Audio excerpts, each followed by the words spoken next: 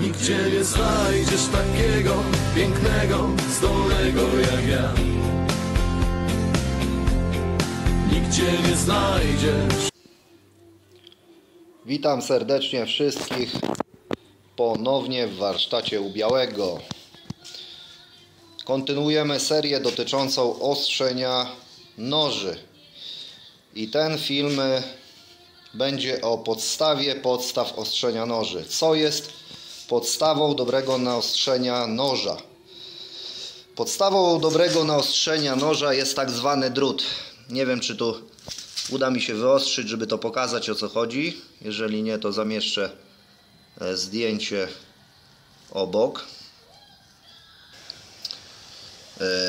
Chodzi o co? O co chodzi? O to chodzi, że gdy ostrzymy, tak przekręcę z tej strony, stal, czyli tak zwany właśnie drut, ma wywinąć się nam podczas ostrzenia na drugą stronę. I to niezależnie, czy ostrzymy z ręki, czy na takim systemie, czy podobnym. Musi to przynajmniej w początkowej fazie ten drut być wyczuwalny. Jeżeli to panu i tej dziewczynie pomoże, to umówmy się, że byłem bardzo zadowolony. A jak ciągnęła mi druta, to byłem w niebo wzięty. Okej? Okej. To teraz pociągniesz druta mojemu kumplowi. Dzień dobry. To jest, że tak powiem, jedyna metoda, aby dobrze i skutecznie naostrzyć nóż. Troszeczkę tu widać, że się świeci ta końcówka. To jest taki zadziorek z drugiej strony. Czyli jak ostrzymy z jednej strony, powstaje nam taki zadziorek. O, trochę widać. Nóż taki robi się szarpiący na ostrzu. Taka brzytewka robi się z przeciwnej strony, po której ostrzymy.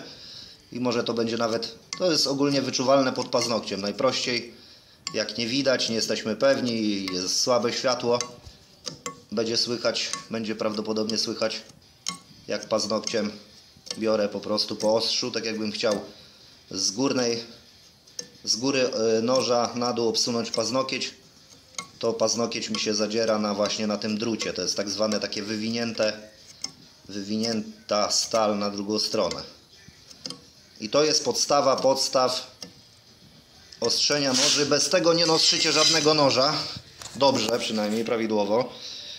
Czyli tak, ostrzymy z tej strony, drut nam wywija się na tą stronę. Jest wyczuwalny musi być wyczuwalny po całej krawędzi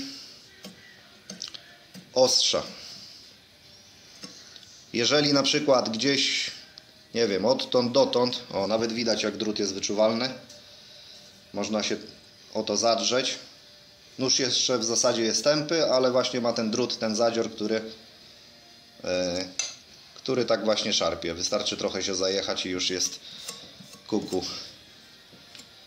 Tak niektórzy właśnie ostrzą noże na szlifierkach, że nóż w zasadzie jest tępy, a ma ten drut i się wydaje, że o fajnie, bo kroi pomidora, ale tak naprawdę on nie kroi, tylko robi się taki właśnie brzeszczot, który tak naprawdę tylko szarpie, ale nie ma to nic wspólnego z ostrością. I teraz tak, na przykład ostrzymy teraz z tej strony, przewijamy drut na drugą stronę.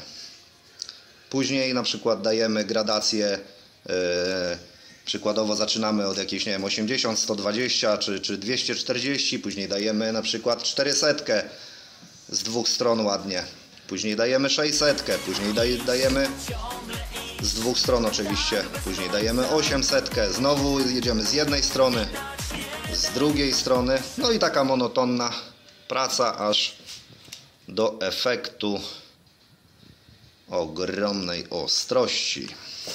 Czyli trzeba dużo cierpliwości przy takich systemach, szczególnie tak jak tutaj mamy nóż ze stali nierdzewnej, jakiś tani. Tutaj akurat z wyjściem tego drutu, z zaczęciem tego po prostu jest długa męka. Ja tu zastosowałem metodę, bo próbowałem ten nóż na 17 stopni naostrzyć, ale ten drut nie chciał wychodzić i postanowiłem sobie trochę ułatwić i przestawiłem po prostu na 20 stopni kąt ostrzenia.